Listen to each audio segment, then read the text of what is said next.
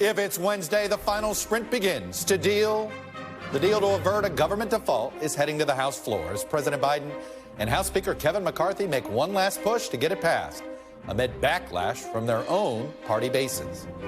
Plus, the top two candidates in the Republican presidential primary, both hitting the trail in Iowa this week as Ron DeSantis responds to one of Donald's many attacks and vows to impose his will on Washington. And federal prosecutors seeking the death penalty tell jurors that the Pittsburgh synagogue mass shooter acted with, quote, malice and hatred when he carried out the deadliest anti-Semitic attack in American history.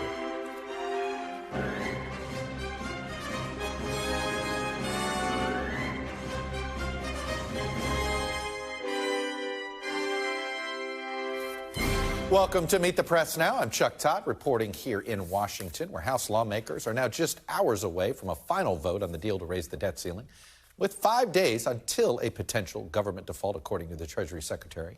The White House and House Speaker Kevin McCarthy have spent the past 72 hours trying to shore up support for the bill inside their own political parties.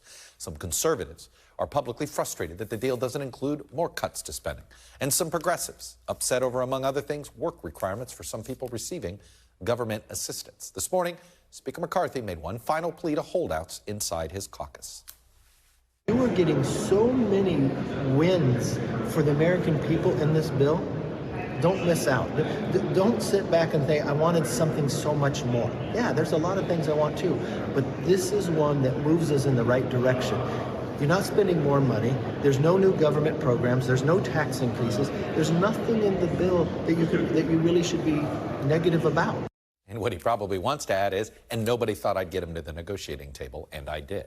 As McCarthy made his push, the White House sent its team of negotiators to Capitol Hill, trying to reassure anxious Democrats who wanted the president to hold out for a better deal or, frankly, never had even started negotiating at all. One lawmaker the White House could not convince is a key player who represents Biden's base, Congressional Progressive Caucus Chair Pramila Jayapal. People need to still continue to have faith in us to fight for them. This is not our deal. I mean, even the White House would say that. This is a negotiated deal. This is not our deal. This is a right-wing, center-right deal. And if we want to have credibility with the progressive wing of the party, then we need to be able to show that we're fighting for them. Yes, despite that opposition from the left and the outrage from the right, most people on Capitol Hill expect the debt ceiling deal to pass later tonight. So does the president. We're going to deal with the debt ceiling. I think things are going as planned, God willing.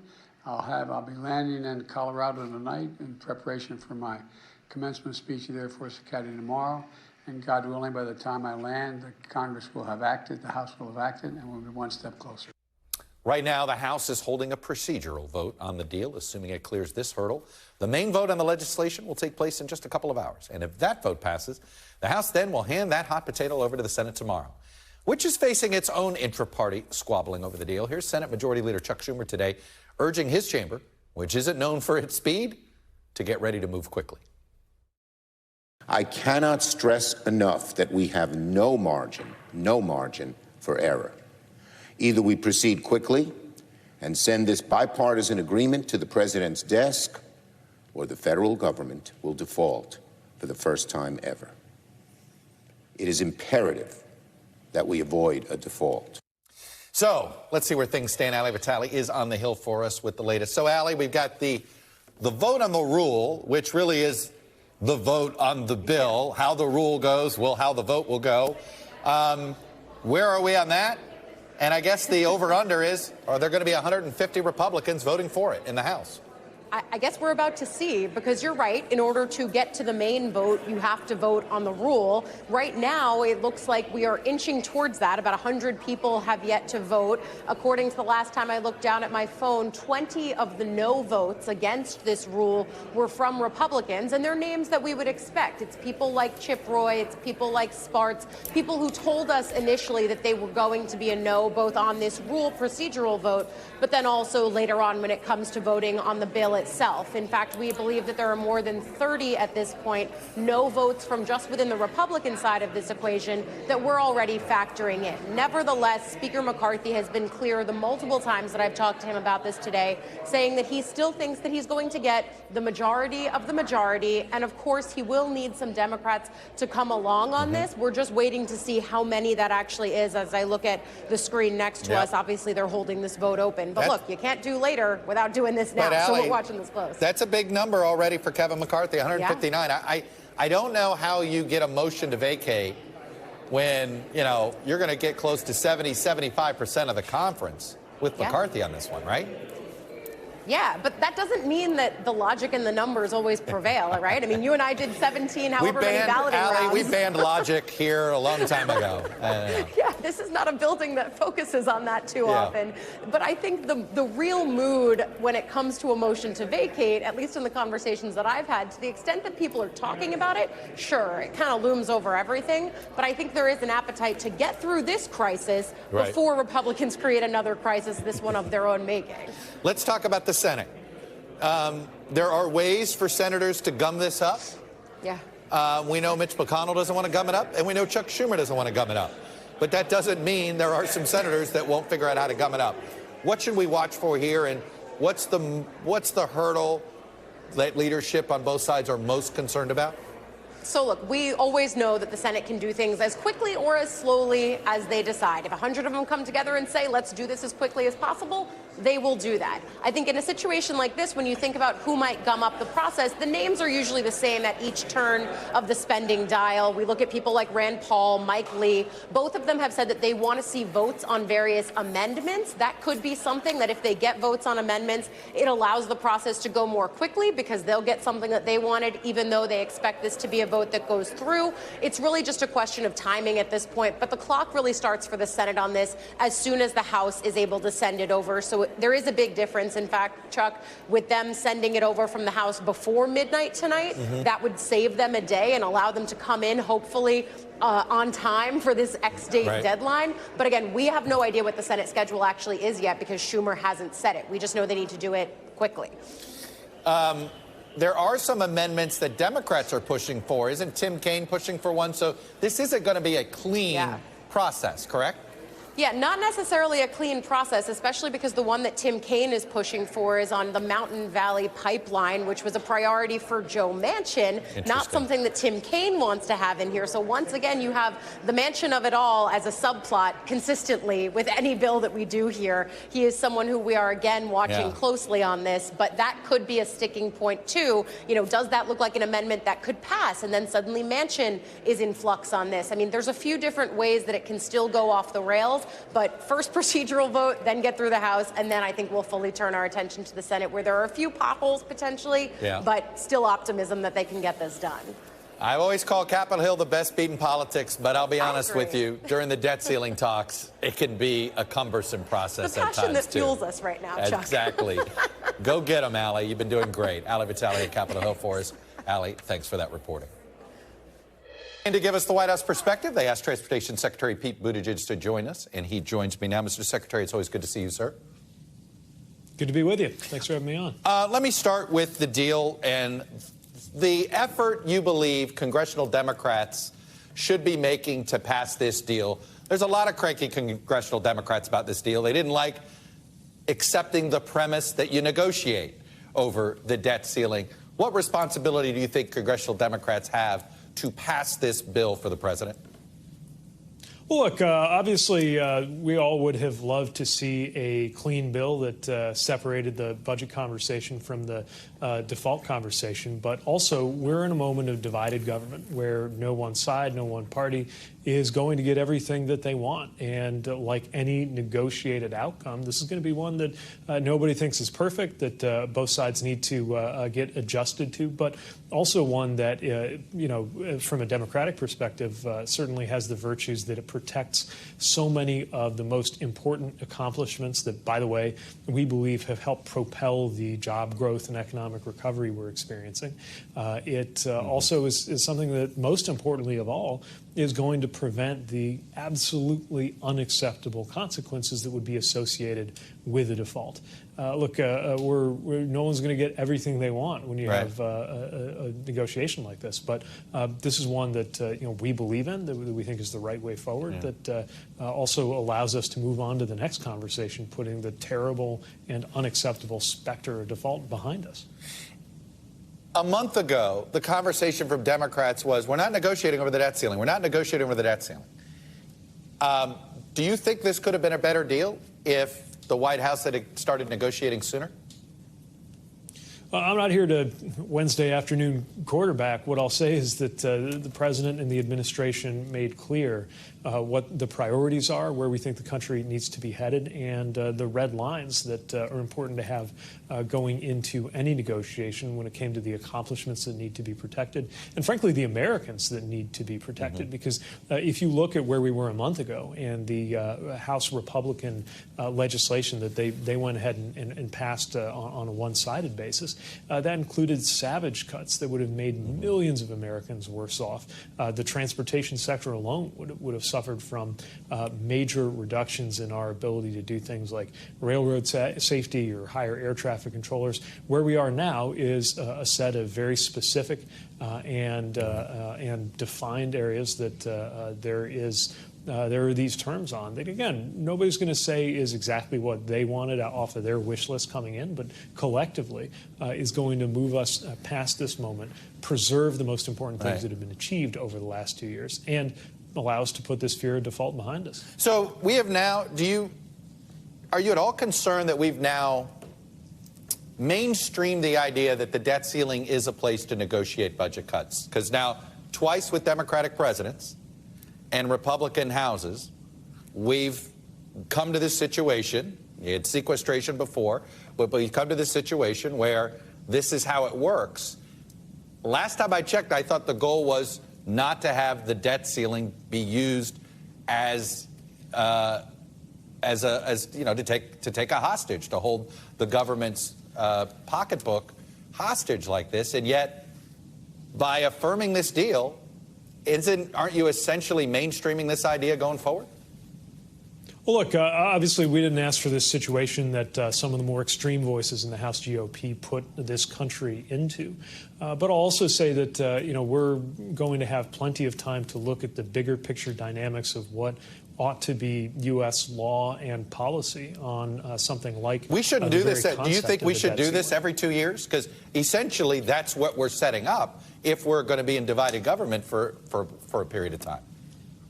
Yeah, I don't think anyone wants to see, well, at least I don't think any reasonable person wants to see the country come anywhere near the brink of default. And I also think most reasonable people could agree the best way to handle budget negotiations is through the regular order process that the law and the Constitution set out, which, by the way, we arrived at with the president's budget for 24, which was a set of proposals that's going to build on our progress and improve things, whether it's the area I work on in transportation or anything else. But I'll also say, over the last 2 years, the president and the administration have successfully negotiated so many things that are going to make a difference for the American people that are preserved in this deal, that are held in with that fiscal 23 spending level. So obviously, this isn't what we would have come up with if the administration just got its way on everything. Right. That's how negotiation works. And I do think once we get past this moment, which we absolutely have to get past, then it's a very reasonable thing for us to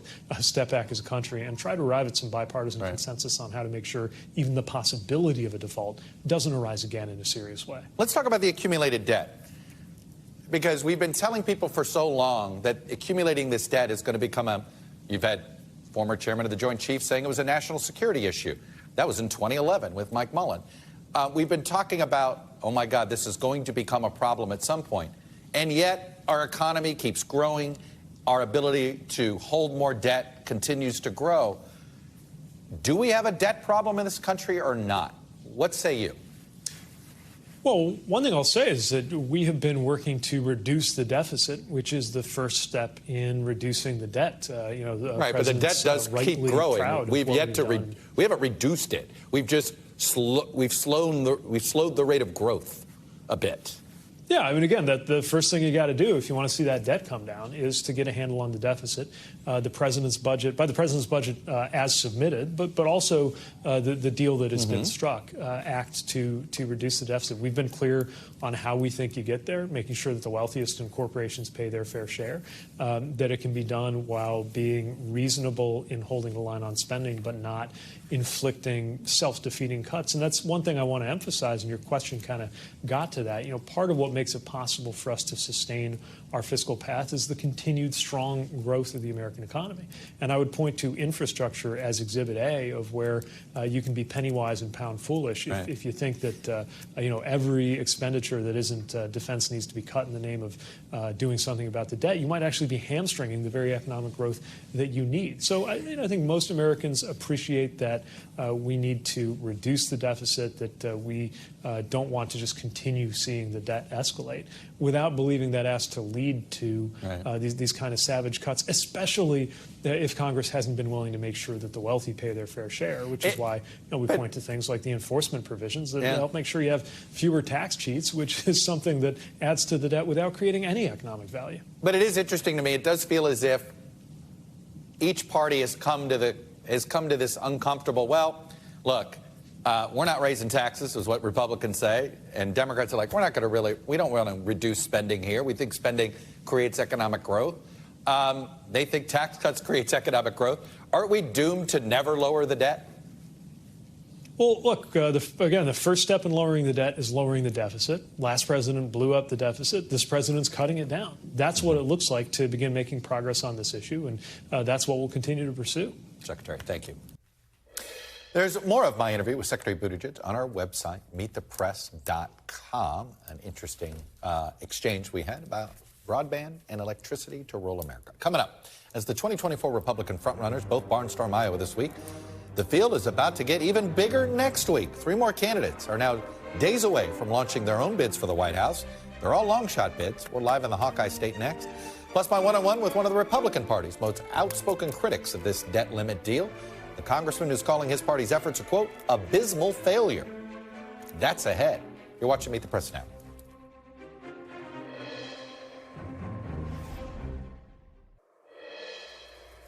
Welcome back. Turning now to the top story in 2024 politics, and it's all in Iowa this week. Florida Governor Ron DeSantis is in the midst of his first Hawkeye State swing. As an announced presidential candidate, he was just outside of Des Moines yesterday. He's hitting Sioux City, Council Bluffs, Pella, and Cedar Rapids all today. That's essentially crisscrossing the state.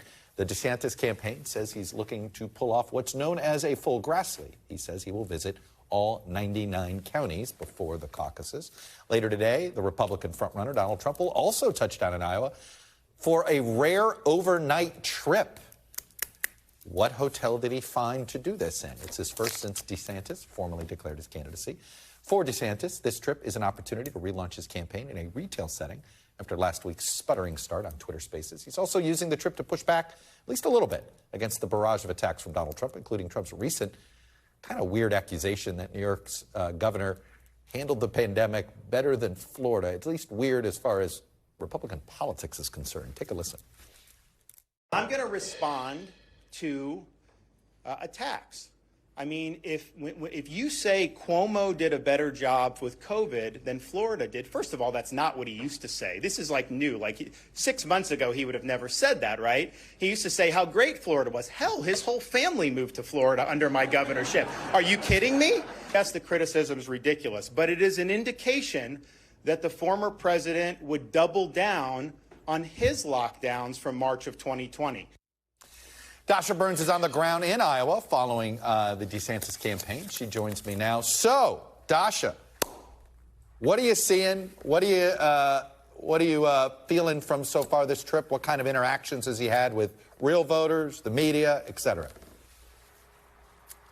Well, it has been a little bit different. I mean, Chuck, I think this is the third time we're now talking about DeSantis in Iowa, but this is the first time that he's been here as a candidate. And so the game has absolutely changed. And he did hold his first press availability as a candidate last night. And we got to ask him a question. I asked him about that sort of pivot that Trump has now made on Disney. Initially, he was bashing DeSantis for going after the entertainment giant. Now he's calling the company woke and saying DeSantis didn't do something about it soon enough. DeSantis called it bizarre and then kind of went on that sort of attack line on Trump about both Disney and about COVID. And this is the most direct, perhaps most animated that we've heard DeSantis when it came to the former president. Look, during his sort of more formal speech when he was addressing voters, he was a little bit more even-keeled, pulled his punches a little bit. He's some subtle jabs without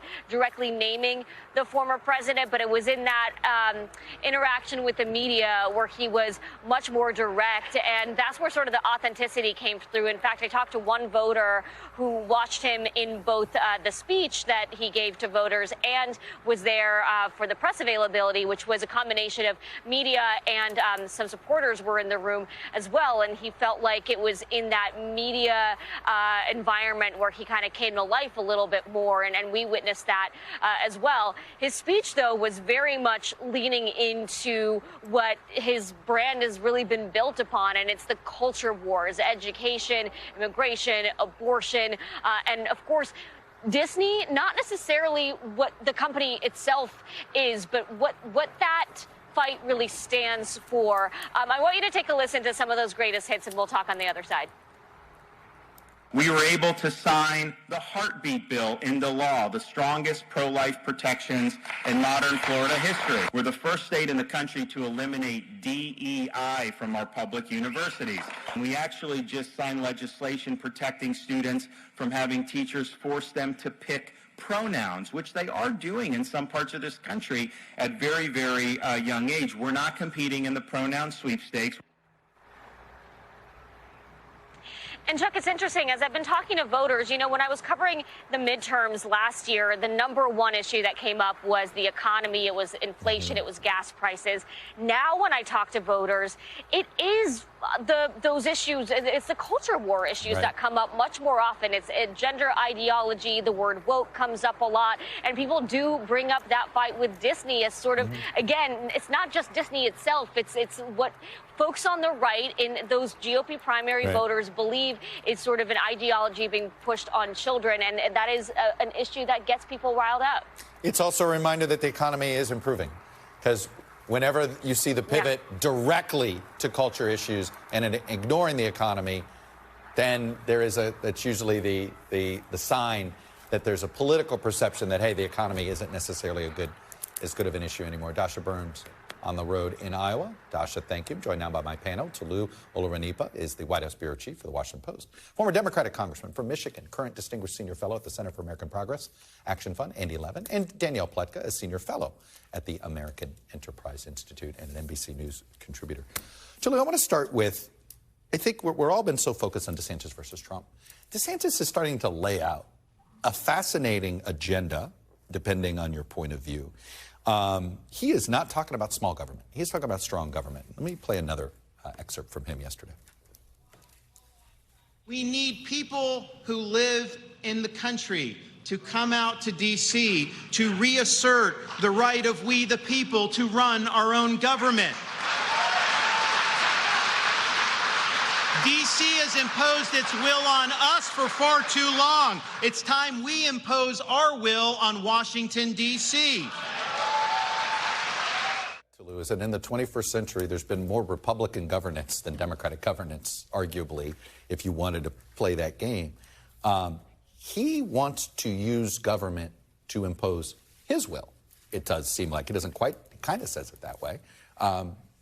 And that's going to cause a backlash. Well, he was asked a couple of days ago what he wanted to do as president. And he said he wanted to use the power of government to destroy leftism. And so he wants to use the various levers of government. He wants to use the power that he would have under Article 2 of the Constitution to try to extract wins against wokeism, against leftism, against Democrats, as opposed to reducing the size of government, getting government out of people's lives. He wants to sort of push back against what he thinks is the left taking over culture and sort of using government to reclaim some of those culture wars. It seems like that's how he's going to try to use his power if he gets in. You know, Danny, we've talked about this. This is not the libertarian wing of the party he's appealing to. This is in many ways, much different than the pitch Rand Paul made 10 years ago. Thank God for that. But this is the new Republican Party, and I think increasingly it is the Republican Party we're going to see into the future. It's the party of people who don't believe that government should be smaller, who don't necessarily believe corporate taxes should be lower, who don't believe that free trade should be at the heart of every government policy. America first, right? It is. Yeah. Look, I can't stand that expression. I remember where it came from, and no, I'm never going to say that. Right. But these are people who do think about their own fortunes inside America, and they do. I've never seen DeSantis actually do as good a job in laying these things out. I think that's a very resonant message, and it's a very resonant one against Trump, who seems to want to use his power to abuse the other candidates. Well, and that's the question I have is, do the voters respond to that message? You know, Andy, in many ways, DeSantis is making a logical argument against Trump. Hey, Trump made all these promises. He didn't do it. He promised to build the wall. He didn't do it. Birthright citizenship. He talked about that before. He didn't sign the executive order. But it is, I mean, this, in some ways, he's running to the right of any modern Republican nominee I can think of. You know, Chuck, MAGA Republicanism has been an electoral disaster for the Republican Party in 2018, in 2020, in 2022. As recently as the Supreme Court election in Wisconsin. Mm-hmm. And DeSantis is big government all over the place, in your bedroom, in the schools, the federal government telling, teachers what they can teach, burning books. The American people do not want this. So there's this very small base that's on fire about this. And if they want to go down that road of firing up this base, independents, moderates, Democrats, people are not interested in this. So, Lou, it does feel like a projection. The right wants to govern the way they think the left governs, though there's no evidence the left is using government the way they claim it is, right? It's more of a cultural thing, whatever. It is society sort of accepting this. It's not some government mandate. And yet the right wants to make this do what they used to accuse the left of trying to do. Well, if you look at all the polls, and specifically in a lot of these early states, what's animating these Republican voters in a primary are these cultural issues, and they want something to do something about the idea that people are talking about pronouns and gender ideology and, men and women's sports and all the kinds of things that you hear about on other networks where, they're sort of catering to these fears. Yeah. They want government to do something about it, and they want someone to come in, as Trump did in 2015, and say, I'm going to fight these culture wars. I'm going to defeat the left with government. And DeSantis's lane is saying that he could do what Trump said he was going to do in a more effective way. Danny, here's something I think was the most fascinating thing he said yesterday that also gets at the core of what you said earlier. It's DeSantis on Disney. Take a listen. I know all these Republicans are lining up against me to take the side of Disney, but I'll tell you this. We stand for the protection of our children. We will fight those who seek to rob them of their innocence, and on that point, there will be no compromise. So the Disney issue is one of these fascinating ones, Danny, among Republicans you talk to. There's many Republicans going, they think he went too far. They have decided, you talk to DeSantis people, and they say, no, this is the best way to reinforce this message, hey, I'm the one that can take on the woke mob. Right. So a few things. First of all, I think there were people who were kind of, you're going too far. Come on. Okay, you won. Right. Take the win. Right. Yeah. Take the win. And, that's one of the raps on DeSantis is he doesn't want to take the win. But as we see more and more companies become embroiled in these political fights, companies that are in the business of selling stuff to people. Well, let me ask you, are the companies embroiled in it, or are the people deciding to make a big deal out of something? Well, I mean, you may well be right. Let me ask you this. The difference between somebody selling a baby onesie with a cross on it and somebody selling a onesie with a rainbow on it. It can offend people different ways if you're going to be offended, if you want to be offended. I do not want to be offended. I can assure you, you cannot buy a onesie with a cross on it at Target, okay? And the reality is that these are okay, you and I are going to Target together. We're going to Target together. Okay. But in the meantime, whether it is a perception or whether it is the choices being made by the company, whether it's Bud Light or it's Target, or now I hear some things about Chick-fil-A, which is a traditionally conservative company, that gives credence to DeSantis's arguments, and it revives that. Chuck, I think that works. anti-capitalism. Chuck, can we talk about No, that's not fair. Can we talk about a state that actually matters in the general election, like my home state of Michigan? People want. Iowa, it wasn't that long ago that Iowa mattered, but I take your point. People want jobs. People want good jobs, good pay. They want the freedom to form unions. They want to bargain collectively. They want a pension. They want to retire with dignity. Ron DeSantis isn't talking about any of that. People want to go to Disney, for vacation. They don't want it in their politics. Yeah, but the Florida barking up the wrong road. But the Florida economy is an unbelievable good news story, so he can talk about that as well. All right, let me talk about next week. Look at this calendar of candidates announcing next week, Tolu. You got Chris Christie on Tuesday, and Mike Pence and Doug Burgum, the governor of North Dakota, Danny. Thank you. Thanks. Just so you know.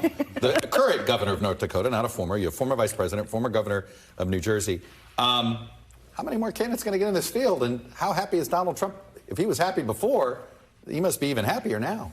He's got to be happy because this is what happened in 2016 and 2015 when he got in and a number of other candidates got in. They all split the vote, and he rode the way all the way to the nomination. He's hoping to be able to do the same. The fact that so many people are getting in is also an indictment and a way of Ron DeSantis. He has not cleared the field as the second person to take on Donald Trump. That's the most important and it's not clear if someone else will be able to emerge. I think all of these people who are announcing are going to see if they have some kind of bump and if they can get on the debate stage and make a moment, and maybe they'll be the person to take on Trump. It is fascinating to me with everybody splitting this DeSantis vote in Iowa. You and I were just discussing off camera. Trump can lose Iowa and still win the nomination. How do we know this? He did it once. DeSantis can't lose Iowa. I mean, there is no, he has to, once he starts winning, he can't stop winning. Right. And Pence is going to take a chunk of the social conservative vote. So's Tim Scott. I'm starting to wonder, where does he get his coalition? Yeah, I think that's why he's spending time in every single county. And he needs to do every county, because he absolutely has to win. Now, of course, let's note that Trump says that he did win Iowa, insists that he won. He's still the president, so there you go. But yeah, he has to. I think DeSantis has to do well. You get at the point that I like to make to a lot of Republicans. Okay, if you defeat Trump, tell me the moment he concedes. All right, guys. Will not happen. I have to go. Tolu, Andy, and Danny, thank you all.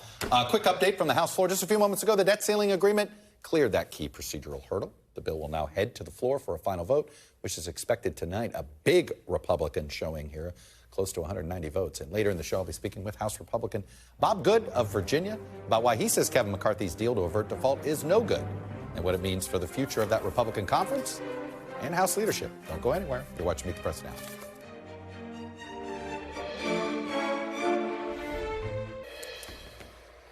Welcome back. What was once seen as a fringe movement, Christian nationalism, the idea that the United States should be a Christian nation, may be gaining a foothold in our politics and in particular within the Republican Party. According to a recent PRRI poll, 10% of Americans view themselves as adherents of Christian nationalism. 19% of Americans said while they don't completely agree, they were sympathetic to the views of Christian nationalists. Last week in an op-ed in the New York Times, Susan Stubson, a member of the Wyoming Republican Party, warned about how Christian nationalism, quote, hijacked her state. She writes about a conference she attended and the impact this movement is having on the religious community, saying, quote, one pastor was recently fired. Another, who was nearing the end of his career, lamented, where did I go wrong in my teaching? Am I complicit in this movement? Have I created this monster? I have failed my flock. Joining me now is the author of that op-ed, Susan Stubson. Ms. Stubson, thanks for coming on the show. Thank you. It's good to be here. Let me start with what you write about here. And I guess sort of as you've been exploring this problem, what do you think the best way is to disaggregate Christianity and the Republican Party right now? Well, an emphasis on the separation of church and state would be a good start. That, of course, is not to say that our faith should inform our decision making. I want my political leaders to rely on whatever moral hold that they have. So I think that there certainly is some wiggle room for the separation of the church and state. However, when the two, faith and political, are so commingled, many times you cannot tell the difference. That's a problem. So about 3 or 4 years ago, we did a special, Meet the Press Report special, on the rise of Christian nationalism and these sort of Trump churches, if you will, where literally and you talk about this, how sermons have been merged. You're not sure, am I listening to a sermon or a stump speech? And it was really prevalent in some places like Idaho and in Tennessee. But we were still calling it a fringe movement. And still in there, is it still fringe? And would you call it a fringe movement in Wyoming? Well, I can't say. I certainly can only speak from my personal experience. It's clear to me that the faith and political world are, in many ways, unrecognizable and so wholly commingled that it makes for bad church and bad law. I really saw this, I think many of us did, during the pandemic with the issue of masks. Right. In a faith community, you would expect your fellow Christians to place yourself last. Right. Rather, what we saw was more of a movement toward me first, my rights first. That was a sea change in the faith community. I want to play something that Governor Ron DeSantis said to CPAC last year because, frankly, this quote suddenly rang very familiar to what you were warning about. Take a listen to what he said, and I'm curious of your response. We're going to lead the charge here in Florida, but we need people all over the country to be willing to put on that full armor of God, to stand firm against the left's schemes. You'll be met with flaming arrows, but the shield of faith will stop them. You will emerge victorious. You probably know this. I did not. I'm not an adherent to the New Testament, but in the New Testament, the line is actually put on the armor of God so that you may be able to stand firm against the tactics of the devil.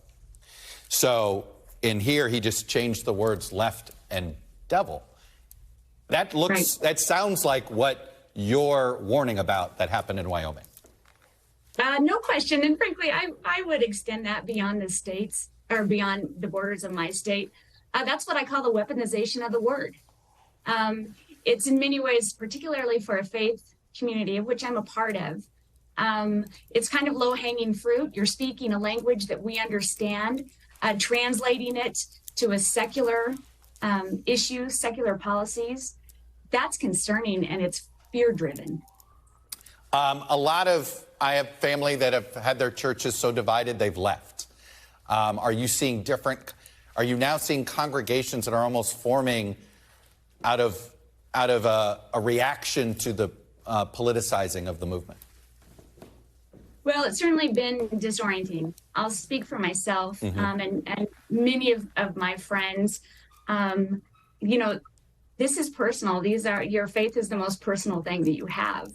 And when you find your community reflecting fundamental principles that you don't believe in, you bet there's been an exodus. I've seen the same thing, frankly, in the Republican Party. So many friends say, boy, this is not the Republican Party that I understand. This is not a reflection of those fundamental Republican values. I see it in both communities. What are you going to do as a voter? I mean, I say this, and it's none of my business, but you seem like somebody, I think you're personally conservative. It sounds like you'd like a right of center choice here. It doesn't sound like you're happy with what choices you're going to end up having in Wyoming. Right. Well, I would certainly, and I will continue to encourage my party to decide who it wants to be. Whether we're okay with disenfranchising a large segment of the population or being okay with like-minded people who dissent civilly and respectfully. Yeah. Disagreeing without being disagreeable, it seems you'd think that the first place you could teach that is at church. How novel, right? Yeah, especially at church. You would think that would be the place that it would be easiest to sell that message. Susan Stubson, it was a remarkable op-ed, and I encourage folks to please check it out for themselves. Thank you for coming on. After the break, Republican Congressman Bob Good joins me on set with the latest developments on that debt ceiling bill. We'll be right back. You're watching Meet the Press Now.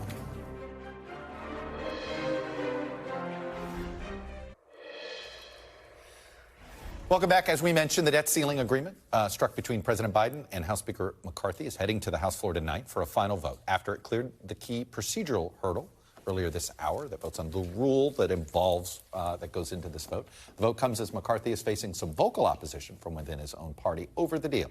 So joining me on set is one of those vocal critics of this deal, Virginia Republican Bob Good, a member of the House Freedom Caucus. Congressman Good, thanks for coming over. Great to be with you, Chris. Let me start with what we just saw there. Looked like, I think, only 30 no votes on the rule. I'm reading that as, that doesn't look like there's going to be as large of an opposition. You're telling me, hold on there, that this vote won't be, that the no vote on the real bill might be higher than this one. Why? Yeah, well, while I'm against the bill, and I hope that it doesn't pass, I think it certainly will pass. I think Republicans and Democrats are going to come together. That's the deal that's been made. However, the vote that you just saw, the rule vote, is a procedural vote that's sort of one of those where you're just supposed to vote with your party to advance the rule. So to have 30 Republicans feel so strongly about opposition to the bill to vote against the rule is very significant. You'll almost certainly have a significantly larger number of Republicans vote against it this evening. This isn't unified government, as you know. Your party's not unified even by ideology. Why don't you accept the fact that this is the best deal McCarthy could get under these circumstances? Well, my first concern with the bill is the fact that we're in $32 trillion national debt, the highest debt to GDP we've had since World War II. It's unsustainable. We are projected to reach some $53 trillion in national debt in the next 10 years if we don't have anything new come along. Let me just stop you there, just so you know. I've had members of Congress telling me for 15 years, when it was 15, when it was 20, when it was 20, all of this was unsustainable, and yet we keep sustaining it. There's a little crying wolf here from some lawmakers that I think the country doesn't believe this anymore. Well, it's an indisputable fact that it's higher than it's ever been. That is true. We're spending more money on interest on a monthly basis than we ever have. The fact that we're going to be at $53 trillion within 10 years, just unsustainable. Our economy is enormous, though. It turns out we can sustain a higher debt load than we thought. Yes, but our spending is far outgrowing our economy. Again, our debt to GDP has not been 125% ratio since World War II. World War II, we could justify it or explain it at least. We defeated Nazi Germany and Imperial Japan. We can explain it right now. We were just in the middle of a crazy pandemic that was catastrophic potentially to the economy. Well, and the bill that we passed out of the House that we negotiated actually would take us back to pre-pandemic spending. I think most Americans would agree that going back to pre-COVID spending, which was the largest amount of spending, the most excessive amount of spending in the history of the country, is reasonable to go back to pre-COVID spending, which, by the way, total pre-COVID spending was $4.5 trillion.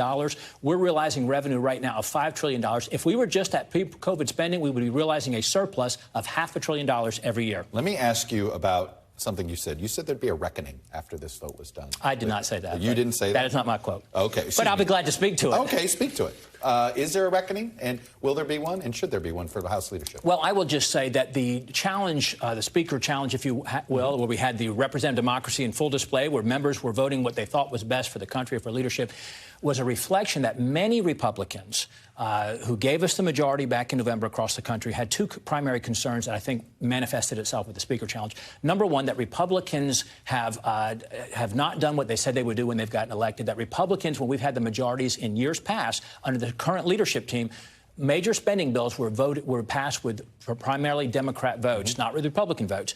That's not why Republicans at least vote for Republicans. Secondly, that we didn't use every tool at our disposal to fight against the Democrat agenda. I didn't feel like we had done that in the first 2 years that I've been in Congress when we were in the minority here. And so that's what we were voting for, to change how Congress operates, to change the rules of Congress, so we wouldn't do things like extend the debt limit unconditionally for 2 years, which most forecasters say it'll take us to some $36 trillion in national debt. It will make the country worse off fiscally. It does nothing to address our spending problem, and it's bad for the country. And it's Chip Roy who said reckoning, not yourself, so my apologies to there. But speaking of Chip Roy, I want to read this tweet and ask you what your understanding of the rules deal was. Chip Roy said this. A reminder that during Speaker negotiations to build the coalition that it was explicit both that nothing would pass the Rules Committee without at least 7 GOP votes and that the committee would not allow reporting out rules without unanimous Republican votes.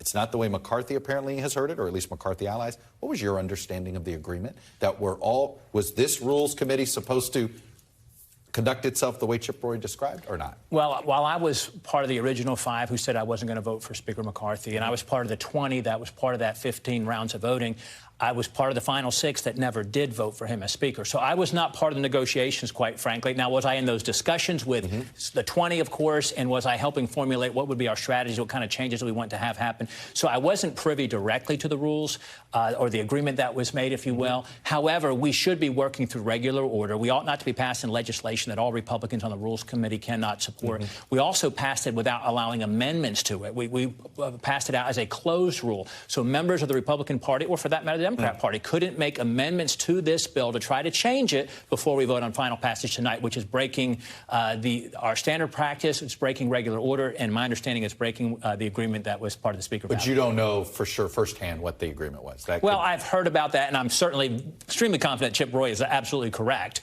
But I just want to make the point that I was not part of those negotiations or those discussions directly because I did not vote for the Speaker. Should Speaker McCarthy take a threat of a motion to vacate seriously right now or not?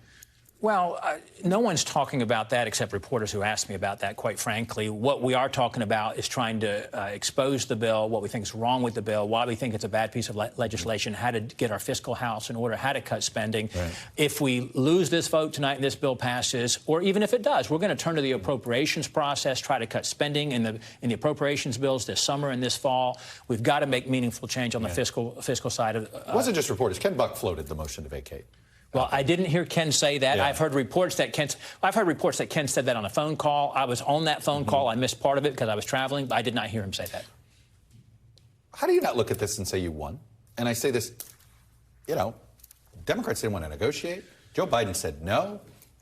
They did not believe Republicans could unite on an agreement. They did. They called the bluff. They got this. This is divided government. This is probably as good as you could have done. How do you not see this as a win? Well, number one is what's best for the country. We ought to be patriotically working towards what's best for the country. And I realize we have different views of the country, different visions of the country. Incrementalism is usually the only way you can accomplish anything. The bottom line, this is an unconditional, unlimited increase of the debt ceiling for 2 years. And that is bad for the country. It's bad for us fiscally. It's not addressing one of our most important threats or most major threats to the country, number one. Number two, we were winning before this bill. The polls were showing that 20% of the country agree with the Biden position of just raise the debt ceiling unconditionally. You won the political argument. There's no doubt the polls all said that. 60% said only raise it if you cut spending. 20% said don't raise it at all. So you had 80% who were some semblance of Republican position. We had a strong position, a strong hand with the Limit, Save, Grow bill. Lots of tremendous reforms, some significant cuts in there. Would have taken a big step towards putting us a path towards fiscal solvency. We forfeited all that leverage. We forfeited all that power. And almost none of that ultimately got in the final product. When we have the House majority, we should have been able to force some of that into this bill. If there's a Republican president in 2025 and there's a debt ceiling. May what you say be spoken. If there is, you going to raise the debt limit unconditionally, or do you think the debt limit, even with a Republican president, should have spending cut conditions? When I first ran in 2019 for the 2020 race and over the last 3 years, I have never said I would not vote for debt ceiling. What I said I would, or an increase, what I said was I would not do it without commensurate cuts and reforms that would put us on a path towards fiscal stability. No matter who's president of the United States? Absolutely. And a lot of Republicans, I'll remind you, during the Trump presidency, where we did not do a good job on spending, I've said many times Republicans are complicit in this problem. Yes, Democrats are better at spending than Republicans are. We at least feel bad about it. We at least talk about trying to address it, not consistently like we should. But during the Trump presidency, when that debt ceiling was raised, it was raised with Democrat votes primarily. Most Republicans in the House today have never voted for a debt ceiling until some are going to vote for it tonight. All right. Bob Good, Republican from 5th District of Virginia. Thanks for coming on. Thanks, Todd. Chris, great to be with you. It's Chuck. That's okay. Chuck Todd. I have too many first names. Thanks, Chuck. Still to come, we're live outside the courthouse in Pittsburgh, where prosecutors are pursuing the death penalty for the mass shooter behind the deadliest anti-Semitic attack in American history. You're watching Meet the Press now.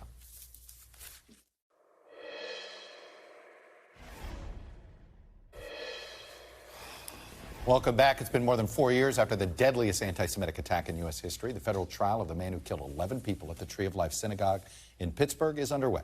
In the first 2 days of testimony, the jury heard from first responders and survivors of the attack who recounted the harrowing details of what happened. Let's get to our NBC News correspondent, Kathy Park, who has the latest on the trial from Pittsburgh. And Kathy, it's fascinating here, the debate over whether he should get the death penalty. I'm curious, what are you hearing outside the courtroom as well as inside the courtroom? Yeah, Chuck, good to be with you. Well, court just wrapped up on day 2 and another difficult and emotional day of testimony. Earlier this morning, the testimony from Carol Black, 71 years old, really stood out to me because she lost her brother in this massacre, but she also talked about losing a close friend. She actually saw her friend Mel Wax. He was peering outside of the sanctuary when she saw him just drop and knew that he died. He was gunned down by the defendant, and she said that the toughest part for her was actually being escorted out of the synagogue and having to walk over the body of her friend and just his pool of blood, and she quietly said goodbye to him. And Chuck, this comes after day 1 of opening statements and just harrowing 911 calls. We heard from Bernice Simon. She was one of the first victims to call and about this active shooter, and she said her husband was bleeding out next to her, and the dispatcher was trying to guide her through exactly, how to save her husband. And there was a point when the phone goes silent, you hear screams and gunfire, and unfortunately she was also among the dead. And then we also heard from the rabbi of the Tree of Life Synagogue, and he was hiding inside a bathroom at the time, and he also called 911, and there was a point where the phone also goes silent. And the attorney yesterday, when he was on the stand, asked the rabbi, what were you doing at that time? What were you thinking? He said, I was praying because I was prepared to die. So those are some of those chilling details that we heard in the courtroom the past 2 days, and there were some family members of some of the victims who were also in the courtroom, so it was definitely an emotional day as well. Chuck, we should note that this is the guilt part of the trial. This is part 1, and then sentencing comes in the next couple of weeks. It's supposed to last 6 weeks, so this is going to be a lengthy process. Chuck? Absolutely. Kathy Park in Pittsburgh for us. Kathy, tough story to cover. Appreciate you doing it. And thank you all for being with us this hour. I'll be back tomorrow with more Meet the Press Now. The news continues, of course, with Allie Jackson right now. Thanks for watching our YouTube channel. Follow today's top stories and breaking news by downloading the NBC News app.